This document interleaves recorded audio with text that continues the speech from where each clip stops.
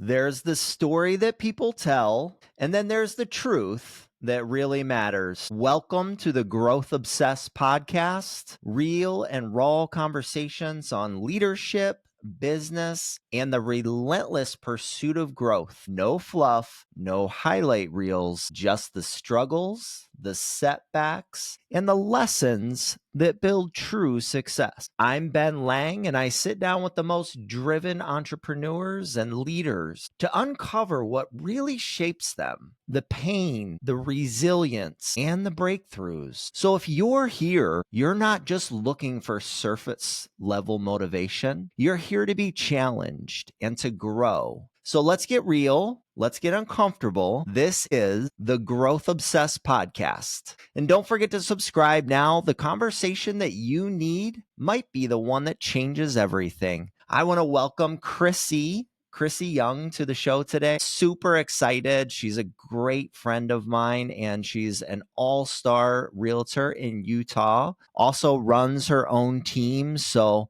incredibly excited to have Chrissy today. Chrissy, can you tell us just a little bit about yourself, like who you are at your core? If we strip away all the success that you have, all the accolades that you have, who is Chrissy at your core? Who are you at your core? I think at my core, I am a person who loves people, just loves people all the time. And so I'm always looking for a way to help, serve, lift, support anybody around me. So, I think that's the best way to describe me is just I love people. Knowing you, I would totally agree with that. That is you at your core. You are a giver, you are a contributor, you love to uplift people, and I love you for those qualities, of course. So I mentioned that you're an all-star realtor, you have a team.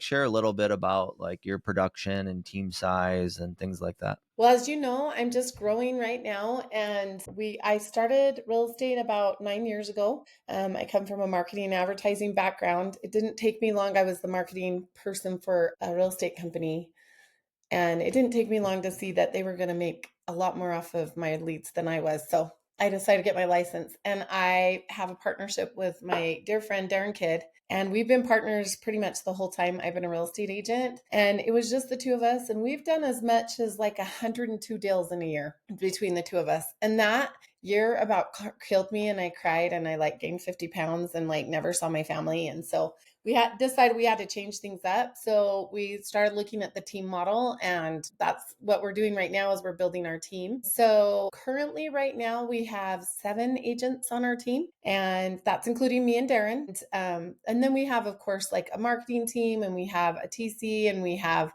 a personal assistant, and we just hired an operation manager.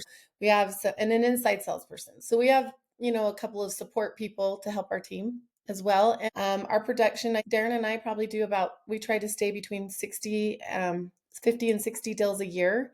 And then we're trying to work with our team. Our goal this year would be to hit 100 transactions. So Nice.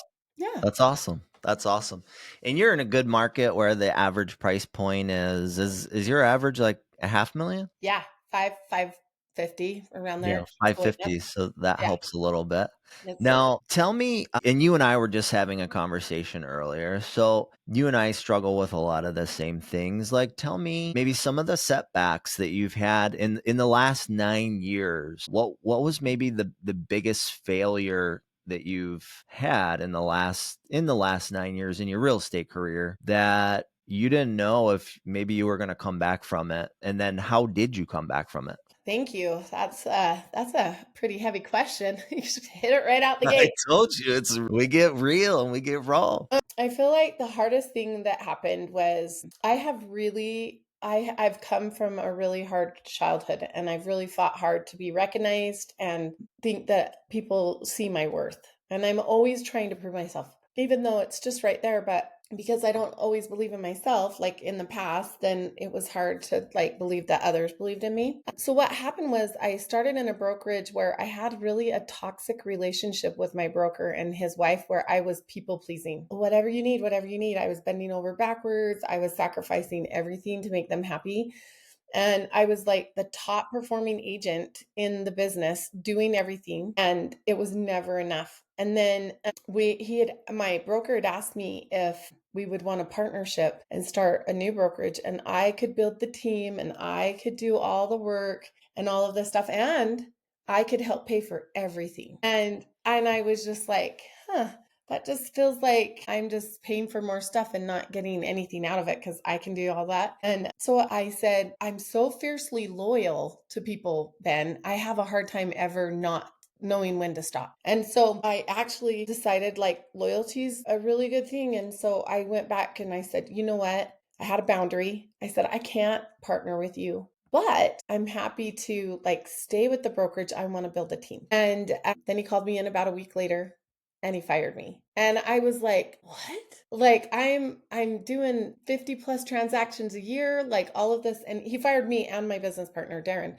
who was his best friend, and it really took us by surprise. So I was kind of, I think we both were just had the wind knocked out of us. And that was a really rough time. It was right at Christmas. So I took some time off during Christmas, and he told us we had till the end of the year to find a new brokerage. And I just sat there thinking, what am I going to do? This is so hard. And am I worth anything? Would anybody want to be my partner? Would anybody want us? I didn't understand. I came from this little boutique brokerage. They didn't like give you accolades for doing really well. I didn't know how well I was doing. I mean, I kept getting calls saying, "Oh, you're a top producer, you're this." And I was like, they probably say that all the time to get people over, like I had no idea. And so, yeah, that was hard. And I remember I'm a very spiritual person, as you probably can tell this even by my background right behind me, but I'm a very spiritual person. And so I just had a moment where I was like, do I give up? Do I stop? Do I keep going? What do I want to do? And I'll tell you, Ben, almost to a fault, I never give up. Never. People knock me down and I get back up again. And I think people start to think, when will she stay down? And I'm like, you're going to have to kill me first before I stay down. You know what I mean? And so I was like, okay, I'm going to get back up. I'm going to try this again. And it's just because I don't know when to quit. I don't know when to stop. So I had thought about quitting, and then I was like, heck no, I'm going to do something better. I'm going to do something bigger. And I turned it over to God. I was praying about it, and I just felt this like, Chrissy, I've got you. I know where you need to go. Just trust me. And then you've heard me say this a lot because it's my mantra is let go and let God prevail. And so I let go, and that's actually how I met you and several amazing agents who I feel like I'm flying with eagles now. Let's talk about flying with eagles. And first of all, that's incredible. I'm just like you. Like, it doesn't matter. Like, I'll just keep clawing my way. Like, I can like picture myself like scaling a mountain and just people are like kicking me down, and I'm just like keep clawing, keep clawing, keep clawing. I feel like I have no quit in me. I know. And I So feel like we're sitting next to each other and we'll look at each other. Okay, let's just keep doing this, dude. We can just keep doing this. Because I know a lot of times when we're both feeling down, we'll turn to the other person and be like, dude, this is yeah, hard, I right? mean, it's not like I don't have thoughts of quitting, Right. Right. right? Every day. But it just like it'll never happen. It'll never Right. happen. My wife Lisa says it to me all the time. She's like, but I do want to also talk about flying with eagles and how that has helped maybe your journey. Okay, thank you. I That's helped a lot. So what I did is we have a common friend, Isaiah Colton, that's how we met. And I was doing training with him and coaching with him, and he saw that I could be an eagle, right? And so he was like, "Oh no, you're meant for more. Let's show you." And I kept going, "I don't know, I don't know." And then he introduced me to you. And I remember, Ben, and we've talked about this, the first time I heard you talk, you got really authentic, you're really real, talked about your addiction and coming from, like you said, nothing, like destroying everything, bringing it down to the ground, dust. And you got back up again and you kept going, which was so pivotal, as you can see what I went through and was trying to stand up for myself. And I was like, oh my gosh, that is somebody I want to be like. That's what it's somebody I want to be like. And I've always been taught, my church teaches us this, everybody, like, you want to put yourself around people that you want to be like, right? And so I just decided, hey, I'm going to be an eagle. I'm going to stop thinking I'm a turkey down here on the ground and can't fly. And I'm going to do this. I'm just going to have faith. God's directing this. I know that. I knew it. I prayed about it. I have pondered on it, and God showed me a path, and he's like, this is the road you need to go on. And so I was like, okay, no looking back. And I leapt and I'm flying. Sometimes I feel like I'm still down here and you guys are up here and I'm flapping my wings as hard as I can to catch up. But yeah, and so just through that experience, you've introduced me to amazing agents and top performers. So is Isaiah. And I feel so privileged to have such great people that surround me. Yeah, that's a common theme on this show. Everyone I talk to, it's like, okay, there's like the no quit, there's being in the right rooms, like, and I don't even drive the conversation there. Just like it's common theme, common theme. I do want to talk about, so Isaiah, Saul said to you, you're meant for more, you're meant for more. And like, I've had a couple people like that in my life too. And I've been that person for a couple other people. And I think it's so powerful, right? Especially when it's someone that maybe you look up to, right? And they're like, oh yeah, like, you're meant for more than you're currently doing. Talk about that. Like, how do you feel about that? When he said that, how did that make you feel? Do you attribute like that as being a pivotal moment for you? Absolutely. I feel like I say, I'm a spiritual person. And so I think in my soul, I know my worth, which is the same worth every human has. And that's why I love people so much. Every single human has worth and value and is divine and is divinely created. So I feel that. And yet the world happens, right? You get put in situations like troubled childhood, raising yourself, having to deal with drugs and alcohol in your home, neglect, abuse, sexual abuse because people aren't paying attention. Just all of these things hit you through your life and makes you feel like you're worthless. And then you have to keep going, right? Because we have that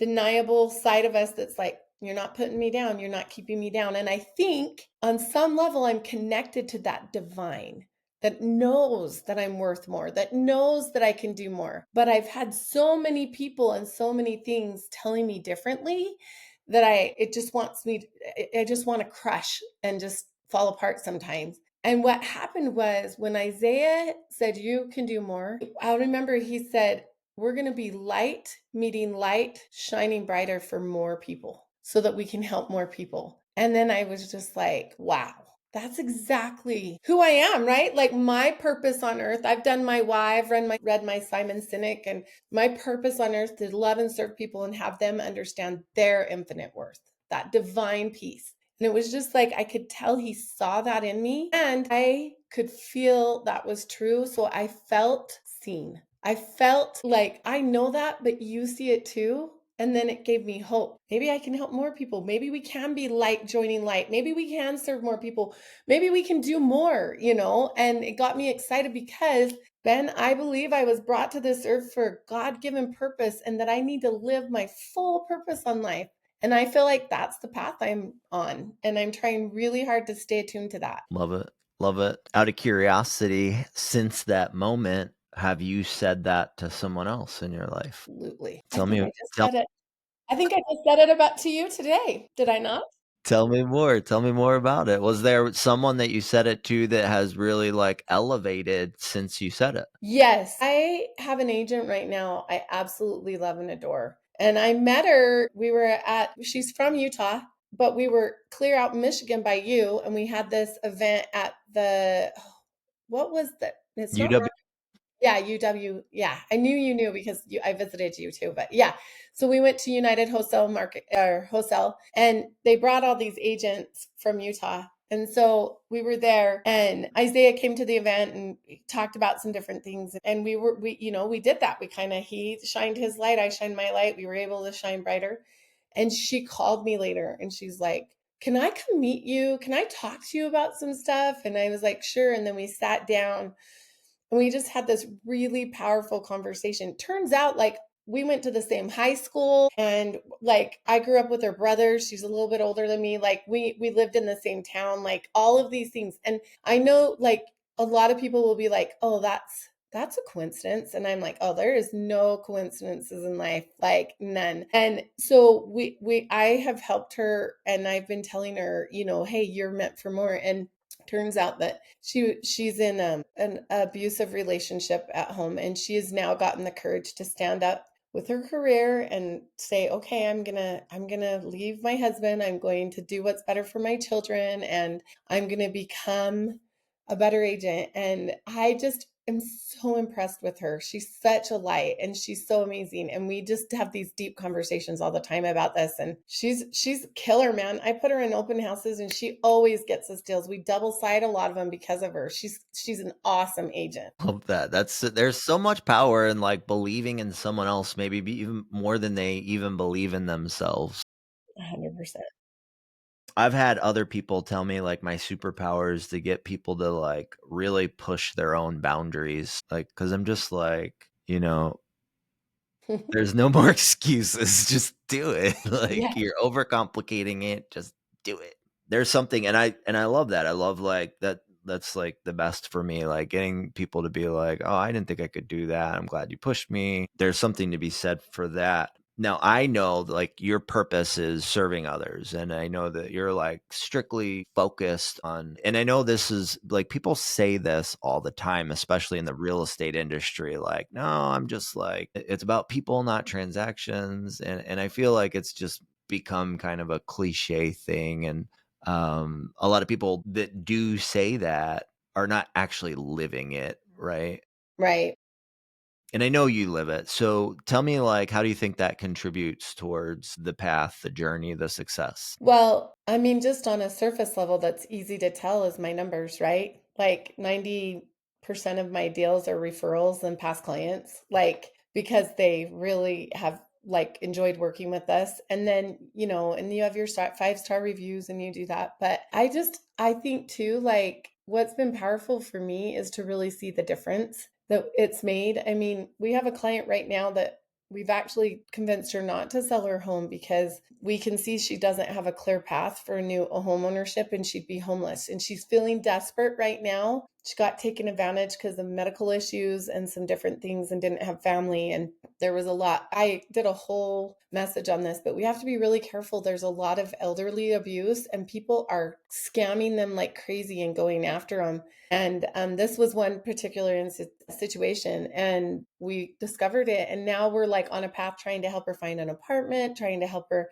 like taking paths to make sure she's going to be 100% secure before we move her and sell her home. And we keep saying, Tracy, do not sign a contract with anybody else. No matter what they say they can do for you, don't do it until we look at it, because I'm concerned that somebody's going to take advantage of her and then say, oh, yeah, we promised you this, but the market didn't do good. And well, sorry, you don't have this money and now you can't buy another home. Oh, well, figure it out, and she's already had so many hard things. So I think just going back to the question, like you see it in, the direct, when you take care of people and you put their needs first and you make it about them, you have business for a life, period. So that you see it financially, you see it in how busy you are.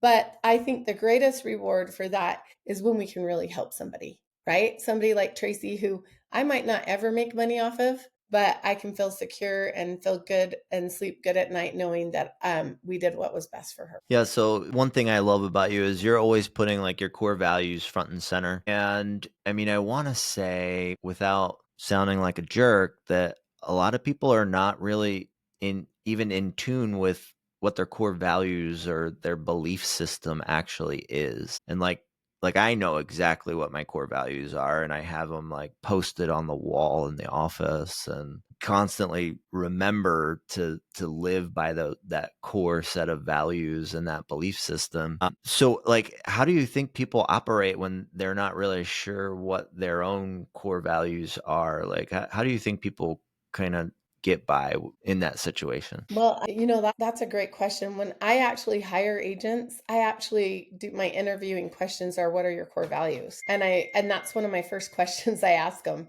And I have I just did one yesterday where I was interviewing and I had to write down, like she's like family, compassion, empathy, dedicated, loyal, self-love.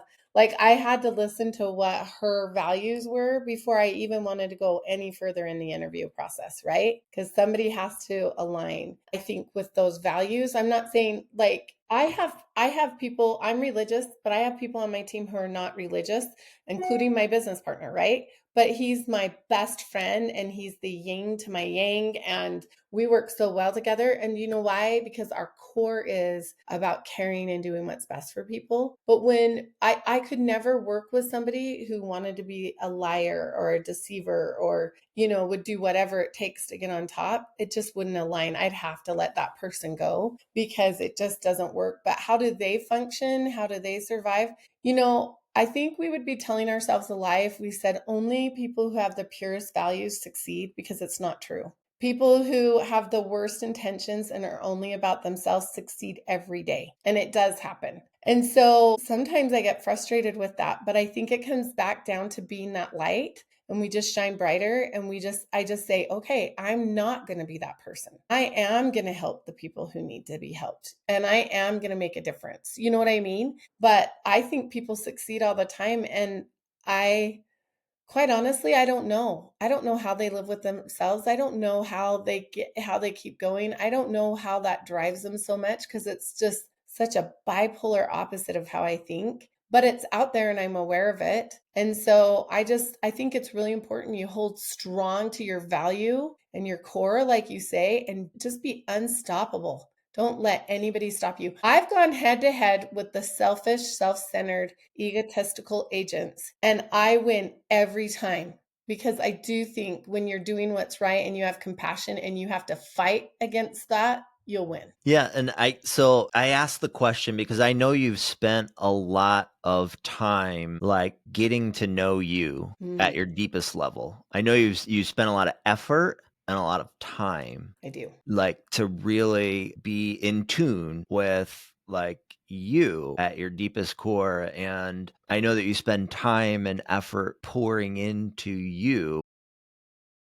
Yes. And I think we've had a conversation that you used to struggle with that, but you've gotten a lot better. So tell Yeah. me about that. Like how do you get in tune with yourself? How do you identify those core values? How do you really, and I know you're really good at this, like believe in the plan and Mm. and that there is a plan, number one, and truly have a deep rooted faith that the plan is the plan.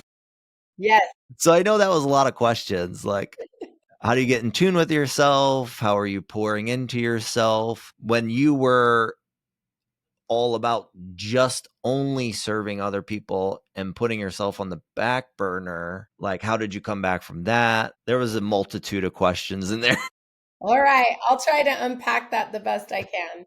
And yes, you're right. So I think we kind of touched on that a little bit at the beginning when I first started real estate, being a people pleaser and just wanting to prove myself. And I had two people in my life, my broker and my lender, that were married, that they would take and take and take and take and take. And I gave and gave and gave and gave until I couldn't give anymore. And it was destroying me. And my husband, I remember I was crying one morning and he was like, when are you going to have a boundary? When are you going to say enough is enough? And I was just like, I love these people and I'm fiercely loyal. It's on the top of my value chart, right? So I was like, love and value, I mean, like love and loyalty, top of my chart. I can't betray them. And it kind of hit me to my core and I hit a really low point, like I said, and I realized that I okay, again, I'm spiritual, so I'm going to go to a scripture because that's the only way I can describe it. But I sat there and thought about it, and I thought about the scripture, the one that's like, love God with all your heart, mind, and strength, and then love thy neighbor as thyself. So I realized I had love God down. I realized I had love my neighbor down. But what is this part about myself? And what does that mean? And so that's kind of what started my journey to go deeper into my personal like journey for getting, more self-worth and feeling healthy. And I kind of, like I said, I felt like God said, trust me. So I let go, I let God prevail.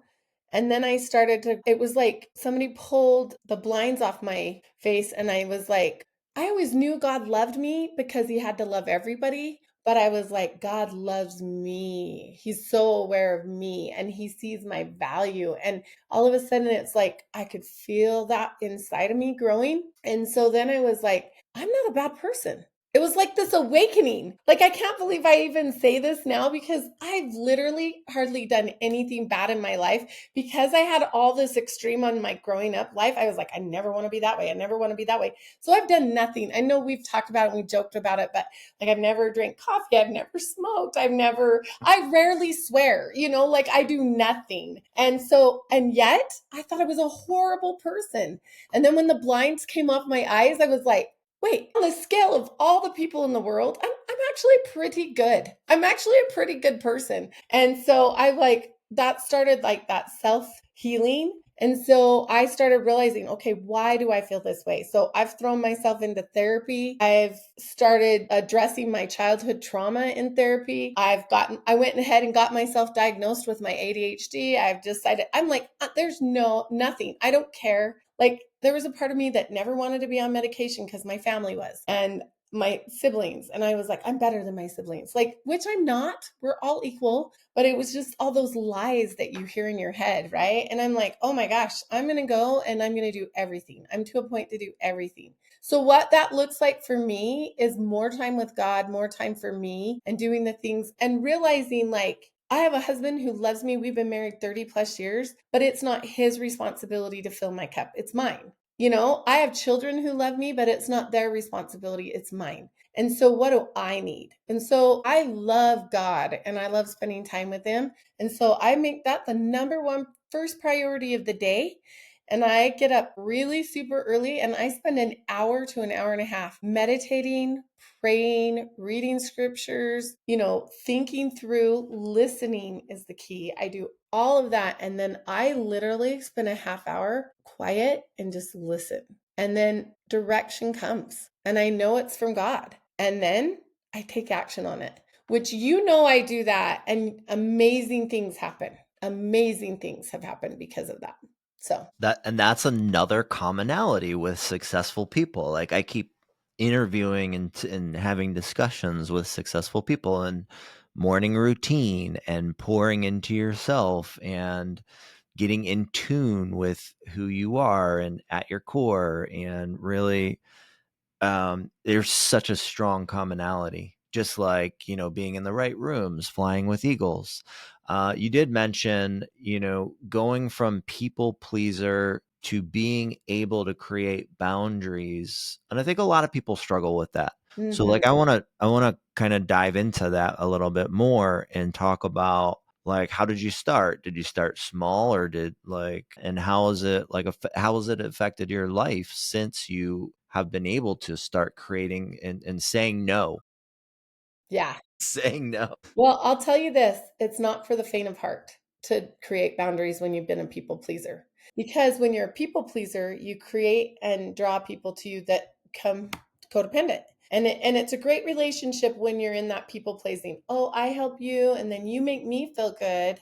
Because it's a give and take. I don't care what anybody says. It's not me just give, give, give, and they take, take, take. They're giving back. And you know how they're giving back? They're like, you're my hero. You helped me. You've done this. And I'm like, see, I'm a good person. This person says it. This person says it. This person says it. And so you kind of go through that process. When I decided to have boundaries and say no, I'll be honest, people were angry and it ruined some of my dearest friendships and relationships. And we've had to rebuild. We've had to rebuild. But I think, the people who really love you at your core, they're going to stick by you even if it's hard because it's messy. It's messy when you've created this codependent, people pleasing world. And then you say, I'm going to have standards. I'm going to have a boundary. I'm going to not be taken advantage of. It's a mess. But then what's come out of it is so beautiful. Like, it's freeing to like be authentic, be real, to serve people without having to hear the accolades back,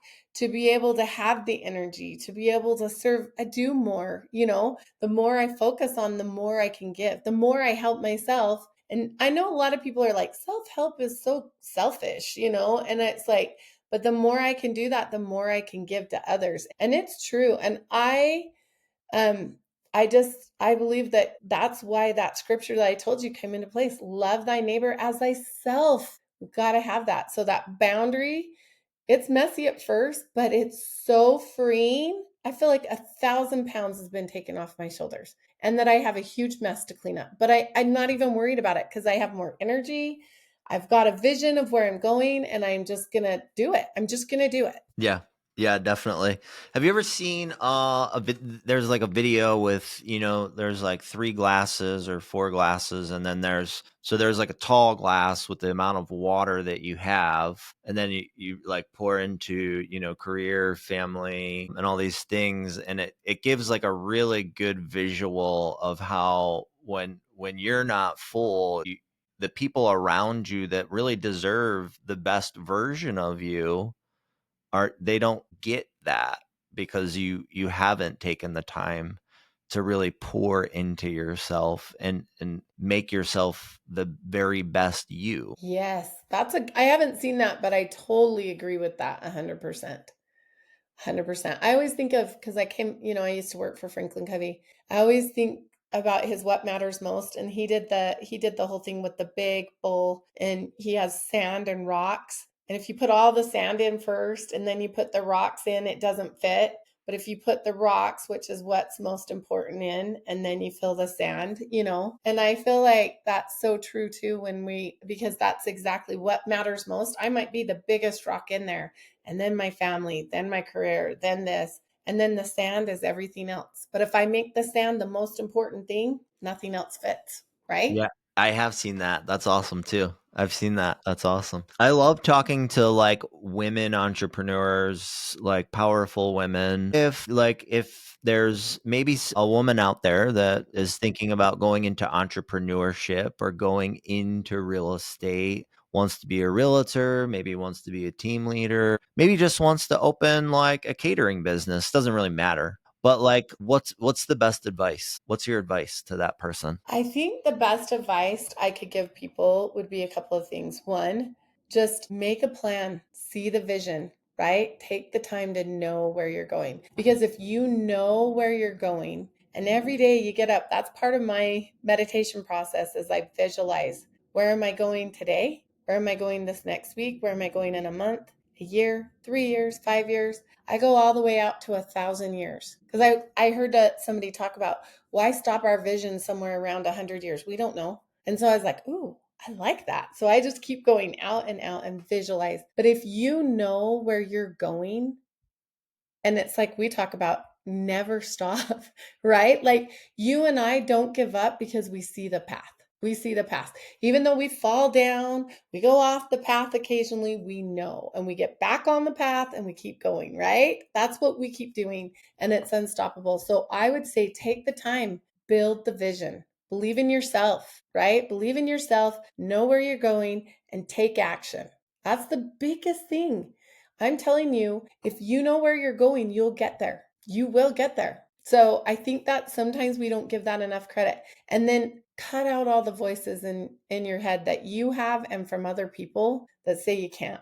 So I was because gonna say, yeah, I was gonna yeah. say from other people too. If other people are like your vision's too big, maybe those aren't the right people to have in your life. Well, and I had somebody say to me the other day, I'm just a realist. I'm just a realist. I'm not a dreamer. I'm a realist. And I'm like, well, your reality is not in congruence with my dream. I'm going to keep dreaming and I think I can get there. And so I think I'll tell you, I'll get a lot further with my dream than will be as a realist, and just say, okay, well, the reality is really hard, and we can go pessimism, right? But you got to just keep going. I think one of the biggest obstacles I've had is some of the most important people in my life, because of our childhood we were brought up in, because of everything, they also have a hard time dreaming or believing. And they're my biggest negative people, and they don't mean to be, but they don't I've and what how I've been able to release myself of that is they don't see their worth, they don't see their value, and so therefore they don't see my worth and my value, and they care about me, so they want to save me from failure or whatever because they're scared. And then I think that gives me all the more motivation to keep going so that they can dream bigger. I don't want my children to think they can't do something ever. And so my son right now, he's going to art school at Chicago Institute of Art, and he's with the best of the best artists. And he just had a setback where he didn't get into a program that he wanted, and he just wanted to give up. And I'm like, no, you don't give up. You just get back to going to work. Work harder. Try more. You can do this, and that I just think we can't give up. We got to keep going. And I think I'm going to do this for my kid. So he and I, when he got accepted to art school, he came and sat down in front of me one day and he said, Mom, I'm scared. What if I'm not as good as I think I am? This is a lot of money. This is a lot of work. And what if I'm nothing in the end? And I'm like, you're everything you can dream to be. You just got to do it. And I said, I'm making big dreams right now too. And this is when I started deciding to build the team and working with you more and doing all that. And I was like, you and I, we're doing this together. I won't give up. You don't give up. We're going to do this together. And then we've just been pushing together, and it's beautiful, really. I think it's beautiful that you're on like the same path, same journey. The conversation that your son had with you, how many people do you think have that conversation with themselves almost on a daily basis? Yeah. Well, I mean, honestly, I'd be lying if I didn't say every day there's voices in my head that tells me that, right? Stop. It's not enough. Are you sure you're making the right choice? This is a lot of money you're talking about. Why would you deserve to make that much money? Don't other people need more money? Shouldn't you be doing more? Couldn't you be a better wife? Like, I'm telling you all the things I hear every day in my head, right? And I have just decided it's that, like, we goes way back to where we were talking about. You and I, we don't give up. We don't stop. It's like, well, I know you say that, but I'm going to just keep going. I'm just going to take the next step. I'm just going to take the next step. I'm going to take the next step. Until I die, I'm going to take the next step. And I think it's just deciding that. It's deciding what you want and keep taking the steps no matter what tries to take you down. And I'm grateful that I have a relationship with God, because sometimes I just have to turn it over to Him. I just have to say, this is too much. I can't do it. This is yours, and let go and let God prevail. Yeah, it's such a thing. Like I've probably asked myself daily, I don't know if you're really cut out for this. Like you've gotten this far, but I don't know if you're cut out to go any further. And it's such a thing. And I think for everybody, right? Yeah. Whether like, I don't know. So like, how do you, I mean, I know you just said like you just keep going, but how else? How else do you shut down the noise? I think it goes back. I mean, I feel like I just keep repeating myself, but you know what? That's it. It's like, it's what you're talking about. It's having like a very strong routine. I have a morning routine. I time block my schedule. I have a nighttime routine. I take time to think about things and not let, and the routines, when I do my routine, so like my morning routine, I have my meditation, I pray, I listen, I have my scripture time. Then I go down into my office and I open up my journal and I start journaling, and I have business questions I ask myself and I put it all out there. And taking time to journal and just let those emotions and feelings come out.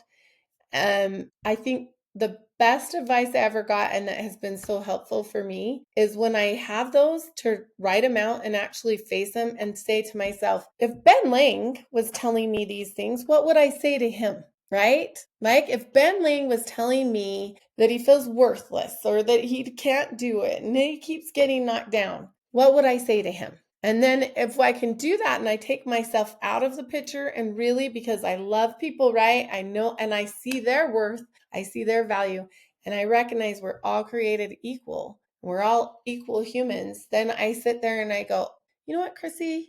You're not a bad person. You're doing the best you can. Yeah, you're human. You make mistakes, so fix them. Say you're sorry, move on, keep going. And so I think that's the thing that keeps me from shutdown. And so that's what I would tell people is, again, routine, know where you're going, take the steps, take the time, right? Take the time to listen to what's going on in your head. Think about it. Discard lies from your life. Only follow through with truth. Yeah, I love that. You brought up a good point, and it's something like when I'm talking to my agents or, speaking, I bring it up too quite a bit, is like our self-talk We talk to ourselves in a fashion that we would never, ever, ever speak to our children or our friends. So I like that you kind of brought it around and said, well, okay, like if I was talking to one of my best friends, how would I counsel them? And kind of do that to get yourself in a mindset to be kinder to yourself.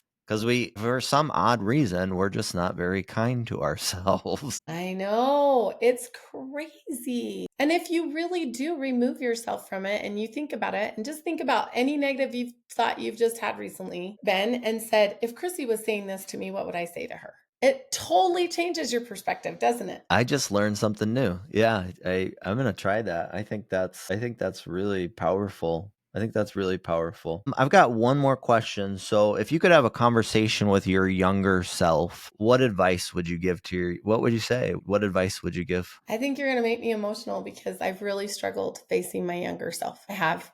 You know, I talked about I'm in therapy and just some different things from my childhood, but my younger self, I felt discarded and not worthy and that nobody cared. And I remember the first time I went into therapy and they wanted me to like bring out my younger self and talk to myself.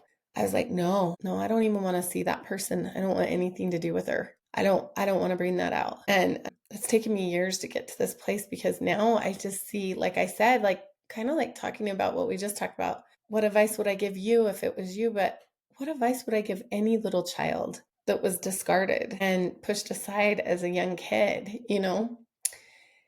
And I've had to work on that. But I think the biggest thing I would tell myself is you are loved and you are amazing. And don't let anybody tell you differently. And you have the ability to change the world. With your light, with your love, with your kindness, you can do it. And then I think the only other thing is I see you. I see you. I see your worth. And I wish I had that as a child. And so I'm really, when I actually have those moments when I'm really down, I recognize that I have to take time to just honor my inner child and love her. And sometimes that's like go get a big bowl of ice cream and watch a movie and just get cozy and just be like, I love you, Chrissy. You deserve a big bowl of ice cream and a cheesy movie and warm, comfy socks today, you know? And I just do things to love me. And that's made a big difference in my life. Yeah, I think that's incredibly powerful. I think,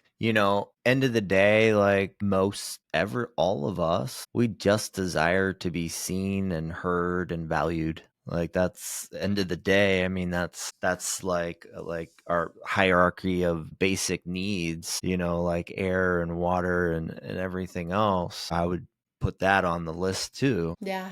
And I Yeah. think in our current society, it's like lessened because there's just so much noise everywhere. I agree. I think there's so much noise and distraction. People are so distracted. Even my Distracted. children, like my children, I'm watching them and they're so distracted. And I want to just be like, I've given them this life that I've dreamed of. And I feel like they've spent most of it like this in front of and I'm like, are you kidding me right now? Like, enjoy your life. Like, go live it. Like, you have so much to live for. And so we have to be careful. And so I'm trying to set that example too. I'm trying to keep my screen down, be authentic, connect with my children in an authentic way. And it's hard sometimes with the world being Yeah, distracted, you know? it it is. But I agree with you. I think people really need that connection. And I think, Ben, that's why you and I have become such good friends, is because we both are very similar that way. And I know we don't see each other or talk as often as we should. Whenever we do, I always feel lifted up and inspired. And I am grateful for a good friend like you to help me be that way. That's what good friends do, right? Put down the devices and spend time connecting. So, I think so. yeah. Right? I think Obviously. surround yourself with people who uplift you Yeah. and don't bring you down or naysay on your dreams or your vision or it's really important who you surround yourself with. And that's why I keep my circle small. Yes. And my circle's ginormous, but you're in my inner circle. So I can't help it. I love people. I know you do. It's been so much fun today. Thank you so much for being on here. And I think you've like provided a ton of really valuable advice, life advice.